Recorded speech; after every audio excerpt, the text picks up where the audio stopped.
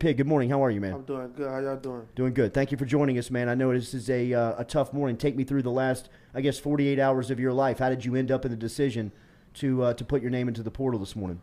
Honestly, I was really just looking for opportunity to show what I can do, and the opportunity really wasn't there this spring, and I decided to go in the transfer portal and look for a better opportunity so I can play and show the world what I can do. This is the second time that you've done this. What was the experience like in transferring into LSU? What has your time been like in Baton Rouge? What did you learn now that you go through this process again? I'm a Louisiana guy, so LSU has been my dream school. That's why I wanted to go since I was a kid.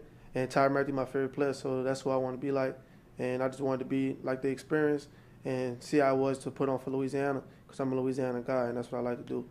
Your Louisiana came shooting out of you, I thought, earlier this week when the first practice film that came out, Rodarius Jones was going through a blocking drill with you and in Tyrann Mathieu type fashion. I mean, really, it was kind of reminiscent of him on the practice field. You came in and just blew Rodarius Jones up. I think we had like 10,000 views on the thing before it was even 3 hours old. What was your mentality? What is your mentality at this point in your career? It seems like you were kind of playing on fire right now. I'm older now, so it really just like sticking to the plan, strictly business. Got to practice how you play, and that's how your game come out the way it's supposed to come out. If you practice how you play, you run it full speed, do every drill full speed. You ain't got no choice but to play full speed. What was this last couple of months like since Brian Kelly's been on the job? New DB's coach, new defensive coordinator. What's it been like trying to get adjusted to that and then being out on the field? How much did that go into the decision of what was made this morning? When Coach Brian Kelly and them came in, they came in. You could tell the staff had a lot of differences. Like, it's well put together. Those guys know what they're doing. I learned a lot of NFL things from those guys. But opportunity really wasn't there for me to really get there and showcase my talent. So I felt like it was best for me to go into the transfer portal. What was the message from Tyrann Mathieu? I saw the picture that you put out with him earlier this week as you met him inside the football facility. What's the feeling around Mathieu playing at DBU, and then for you personally, what was it like having that instance of meeting him? Honestly, man, when somebody texted me and told me that he was on campus or whatever and sent the picture of him and Coach Kelly, and I really felt like I could pass out, honestly, because that was my first time really. I really felt like I could pass out, honestly, because that's the only film I really watch besides myself, if I'm watching like another opponent. But other players, that's the only him and Jamal Adams, that's it. But when I was like going up there to meet him or whatever, I don't even know, man. My heart was like kind of shaky. I was just like happy. And as soon as I walked up there, one of the coaches, Coach Sherm, he was up there, and I had a lot to say when I wanted to, I had been practicing this speech for years. I love that. Whenever I meet him, I got to tell him all of this or whatever. But it was kind of weird. Couldn't get it out? Nah, I couldn't get it out because I was You just like didn't so shocked. I was like so shocked or whatever. So, but I kind of got put on the spot because when I was walking up, when you about to talk to someone, you like got to gather yourself or whatever. So I was about to gather myself, and Coach Sherm, he knew that like Tyrann Mathieu, my favorite player or whatever. So as soon as he seen me, he like, I already know what you up here for. So he went inside the room where Tyrann was at. Tyrann was about to leave out to go do something or whatever. And I was just going to walk up to him, start holding a conversation with him, introduce myself and stuff.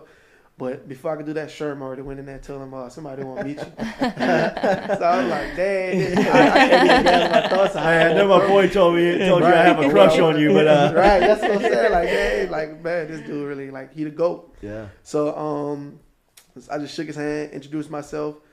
He said a few things. I said a few things, and after that, I left because he was leaving. Mm-hmm. And it's crazy. Yesterday, when I went to go into the compliance office to put my name into the portal, guess he was outside the building. Oh, wow. He right outside the building or whatever. So like You talked to him then? Yeah, so he got a saying like he said like he called everybody like 5 or whatever like that. Yeah. So as soon as I got out of the car, I hurried up and parked the whip. So like I was gonna park like in front of the building, but I parked right here. I was like, ain't gonna be here anymore. Right. I'm with 5. Yeah. This might be my last time seeing him before I get to the league or whatever. So he was right there, so I hop out the car. The first thing I said, was that 5? Like, I know him. So I'm like, man, you my favorite player, man. I'm inspired by you, yada, yada, but like, just keep going.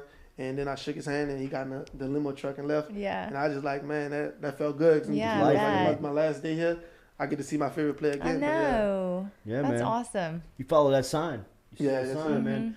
What are you looking for next? Honestly, man, it really doesn't even matter where I go. I just need the opportunity. I'm gonna put myself on. It's time to put Pig Cage on the map. I gotta start playing the back burner and playing in people's shadows. Like I've been trying to do that my whole life, even when I was in high school. You know what I'm saying? But I always find a way to make the best of it. You know what I mean? But it's time to put me all the way on top. Yeah. Hell yeah. How many teams have been in contact already? Man, probably like 15. Uh-huh. Yeah, and all of them already talking like offers. So I really feel like I ain't really mean no sense for me to stay here if I'm not on scholarship and if I can't earn one. And that was my whole key. I don't want nobody to give me anything. Uh-huh. If I wanted somebody to give me something, I would have went the first time out the portal to a scholarship. But the way I live my life, I'm trying to earn everything. How different is LSU football now than it was 4 months ago? Oh man, it's on a tight string, It tight is? rope. Everything is like, I'm not gonna say it's like the army, but it's kind of like the league. Like, you know what I'm saying? Like they got this strong belief in what they believe in, strong belief in doing it the Brian Kelly way, and that's good. That's gonna keep everybody in track, keep everybody in line. Like, you know, everything, you have to do everything the correct way. If not, then it's a problem. Accountability seems like the word. Yeah, Jumps up. that's the word. That's the word. Like everything is accountable. Got to be disciplined. The way we had something called SWAT team, Yeah. and the SWAT team, like, you know, is like probably like 10, 12 guys on each team or whatever, and everything is done by your team. Like you got to question it, you got to fill out about your body in the morning time. Everything, like you gotta eat at least 3 meals a day. Yeah. You got to take all the vitamins and stuff they give you. You got to have protein shake. You don't do none of this, you get points taken off. And like they say playing time and stuff come off of the board, your points.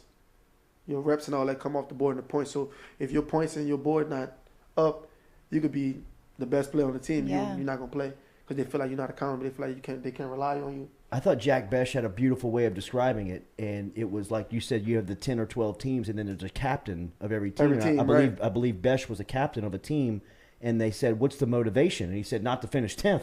Yeah, right. You know what I mean? That's the real motivation. Like, because if you finish last on the Wednesday when they announce the team who won, you got to do extra work. And then, like, all the coaching staff, they're just looking right at your team like, damn, Yeah. this team not really doing too much. This team Right. not doing much. And it's like, it really fall on every guy on the team. So that really put everybody on the team on the back burner. And I'm not going to lie to you. My team was the team that was always damn near last. Really? Yeah, because we had a lot of hurt guys. Like, we had Major Burns was our captain, but he was hurt. So, like, you can't earn points if you hurt. Wow. And for the first 2 months, Everybody's accountable in this thing. right? Yeah, everybody Yeah. accountable. For the Right. first 2 months, I had got surgery. I think I got the surgery right after I came That's over right. That's right. That's right. here. And when I got the surgery, I couldn't go to the meals and I couldn't go to the like weights and all that. And like, even though they knew I was hurt, the points still came off. Wow. So That's a that put me back on the back burner some more. Like, What are you supposed to do then? I know. right? Like they say, like, I think it's to get you out of the rehab room, and it's for the guys that say, "I got an ankle that doesn't feel right today." Right. Get them on the field, huh? yeah, it's really just keeping you accountable. Like, you know, it's a great system. It's nothing bad with the system. It's just that, like, when I was hurt, you got to go to the meals, you got to sign in, all that, else you get like 15 points. You come late to anything, like 15 points off, stuff like that. And then they got a line underneath it, and if you miss something, you go underneath the line. But if you miss multiple things, like 2 or more things, they put red by your name. So that makes you look like You Yeah. standing Yeah, out. demerit. Yeah, you like a bad apple. Yeah, You got, like, absolutely. that's what I'm Right. saying. So like, they're like the first 2 weeks, I couldn't go to them because I couldn't walk and couldn't go to the meals and stuff like that. And they're supposed to bring you food. And me, in my mind, I'm thinking like I'm not getting points taken off because I'm hurt. Right. But when I got back, man, I had negative 49 points. Oh my God. I'm like, I'm literally the last one on the team. Then Wow. they're like, you know, and then I started back working out and stuff like that, but my points wasn't really going up. I don't know why. I don't even know how you could really got them up, honestly. Like, if you went to, like, basketball games or something like that, they might give you, like, 25 points and help your team out. But my team had, like, guys that was hurt and stuff like that, so we couldn't get points. We was always damn near last. Yeah. Do you want to stay in the SEC? Do you want to stay at this level of football? Honestly, I'm not really trying to go to where they got 100 DBs. Mhm. I need to play. And I'm not scared of competition. I think everyone know that. I get in and compete with anybody. And I kind of do want to play again in the SEC so I can have opportunity to play against LSU again. But honestly, I just want to play again at the FBS level and be able to show what I can do because you can make it from anywhere. They got guys making it from HBCU level, D2. Like, it really don't matter. You just got to put the numbers up. You feel like a nickel to me. Yeah. Is that where you feel most comfortable? Yes, sir. Yeah. I got to be close to the ball. I like to blitz. I like to go get sacks. Like, when I was at Nichols, I was third in the nation in TFLs. Yeah. I made probably like 3 TFLs every game I played in. And then when I came here, they finally put me in 3 TFLs again. I lived behind the line of scrimmage. Yeah. Like, you got to be Jamal aggressive. Adams. Yeah. I feel like every time you call HUD, I can make every play. Uh-huh. And if I don't make the play, I feel like I'm sad. So, Kerry Cooks, what was your impression of him? The Loved short him. time on the job, Loved LSU him. defensive backs coach. he was a great coach. Like, you can't say nothing bad about him. Coach Steeples, great coach. I learned a lot from him in the little short time that we had. Cause like when we had Coach Durante and them, they was talking from another perspective, like another league perspective. Well, I'm gonna say like in his terms, in Coach Durante terms, and then when Coach Steeples and Coach Cooks came in, they brought their terms in. So I feel like I grew and I got more like more league ready because I got coached by 2 league staff. So and I heard 2 different terminologies. I heard 2 different defenses because defenses is 2 different. Like, they're not even the same. So like I really felt like I grew. And those guys, they took good care with me and they made sure I was straight. What was that experience like for you late in the season where you played a lot of football? Honestly, man, that's all the thing I was ready to do. Like, I felt like it was all in God's timing. Like, I wanted to play early. I wanted to play the first week, but it's all in God's timing. And I felt like over that time I developed my mindset. Like, when you're going through stuff like that, your mindset be up and down. You don't know what to think sometimes. So, like, at times I'm thinking, like, man, I could get in and kill right now. And then sometimes if you're sitting on the bench so long, you're like, man, am I ready? Do I still, like, you know what I'm saying? Like, the mental part, right? Right, it's the mental part. Like, you got to keep your mental in there. And that's the only thing I was trying to do. And finally, when they started, like, telling me, like, man, you're gonna play this week, you're going to get the opportunity, I just felt like, man, I'm not about to go out here, cameras out here and make me look silly. I got to do everything. So I started locking in, make sure my body was right, just practicing hard. That's why I really learned that, like, high school, like, my coach was crazy with practicing, running to the ball. And then when, like, they finally telling me I'm about to play, like, I feel like I got to practice 1,000. Yeah. And when the Bama week came, that's when I tore my meniscus Bama week. And I was going crazy at practice. Like, no doubt. Picks, everything, like TFLs. And, like, the defense that we was playing against Bama that week was the defense that my game style played. Yeah. And so the crazy thing about it is Tuesday, going into the game, I tore my meniscus. Next day, I come back Wednesday, I'm like limping and stuff like that. I'm telling them I'm straight, like, because I'm from Kenner, Louisiana. Who don't want to play against Bama? LSU versus Bama. You feel what I'm saying? Like, this is like the biggest game in the world. Like, I got to play. So, coaches, they keep asking me, like, you straight, you good? So, I'm like, yeah, I'm good. But all in all, my knee is really killing me. So, I go to practice like 2 days. I'm limping or whatever. So, one day, Thursday, they had let me sit out, got treatment and stuff like that. So, when the game time come, my leg really wasn't hurting. So we get to pregame, stuff like that. Man, I get to pregame. As soon as I take off for the first go ball, it popped. I'm like, man. Then I'm about to start. And they had like gave me something to take for like the pain or whatever. And I'm just like, man, I got to play. So after that game, they was trying to get me to get surgery. But I'm like, my time finally came at the school that I want to be at. So now it's time for me to show. So I got to just play through that. And that's how I just look at it. Like, and that should show people, like, how I'm coming too. Because, like, I'm never going to say, like, if I can play through it, I'm going to play through it, like, because I feel like if I don't eat, my family don't eat. And I got to eat, so.